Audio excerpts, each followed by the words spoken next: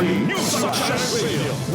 Dalawang LGU sa Pangasinan nanalo na sa malinis at masaganang karagatan search. Ang detalye sa pagbabalik ni Kabarbian Bergabi niya, Kabarbian.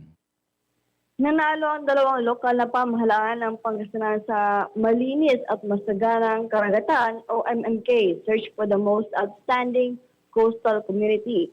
Kabilang sa mananalo ang ANDA LGU at Bani LGU at tumanggap ng Fisheries Livelihood Project grants na ginanap sa B4RF01 Office sa San Fernando City, La Union. Tumanggap ang LGU ng ANDA na halagang 1 milyong piso para sa proposed projects ng seaweed, sea urchin at sea cucumber culture, fish processing, drying at monitoring boats.